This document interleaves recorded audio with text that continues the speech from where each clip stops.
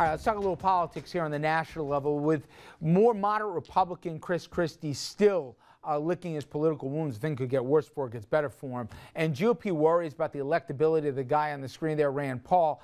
There has been a lot of talk this week about, believe it or not, another Bush, getting former Florida Governor Jeb Bush to run in 2016. GOP insiders reportedly trying to draft the younger brother of George here and get him into the race, begging the question, could another Bush actually win national elected office? Richard, I say yes. Andrew's against it. I always thought the belief was he was the right Bush from the beginning. Happenstance happened that put him behind the order.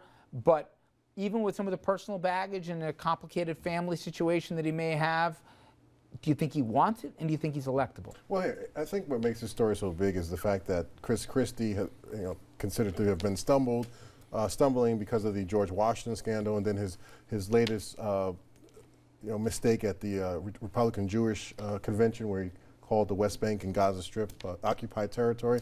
Not so for people who are pro-Israel; they don't look at it that way. So any mistake Chris Christie's going to make is going to be, magnified. Yeah. So therefore, we're looking around. Now, what makes it so interesting is that both are moderate, Bush and Christie, and both were suspiciously viewed by the right.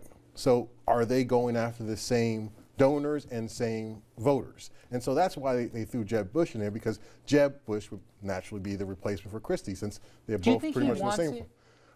I don't think he doesn't. Absolutely. I mean, can he win the White House? Can he, with that last name?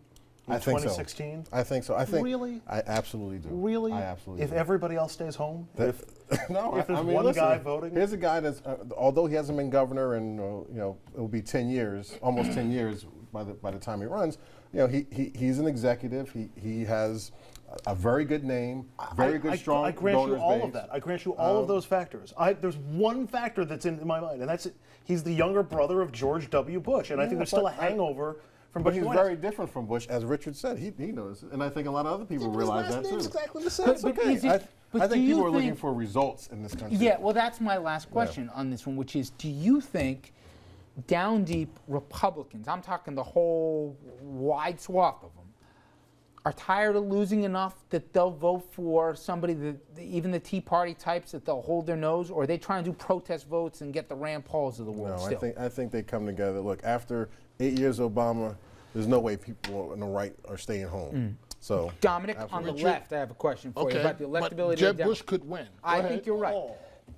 No doubt about it. You heard it here today. They went over 7 million Obamacare. We talked about this last night. I happen to agree with you. I still think it's going to be a net negative for him, right?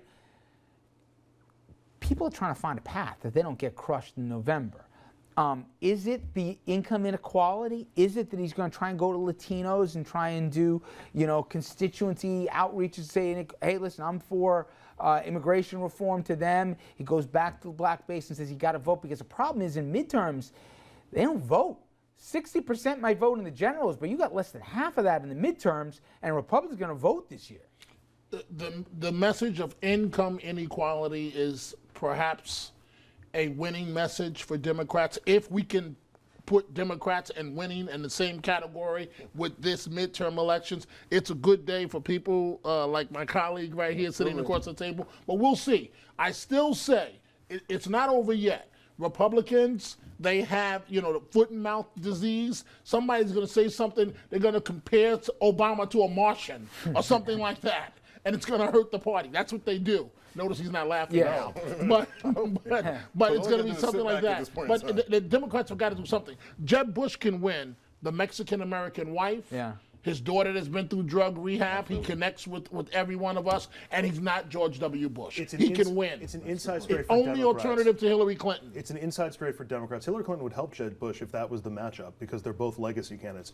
Democrats, it's a tough climb for them. It's an inside straight, and if the election was today, they would lose, but I don't think it's over yet. How do you mobilize the base, though? It's going to be on an individual level. You're talking about the Senate races. The House is already dead. Yes. But you're talking about poaching some specific Senate seats. It depends on who gets nominated in places like Georgia, and then winning back one or two of Louisiana or They Arkansas. need the president, don't they, to actually talk, because somebody on a national level has got to make a coherent message, I right? don't think so. I think it's going to have to be done locally because the president's sort of semi-toxic. They do and need Jeb the Bush president, cannot win. Yeah. but not this one.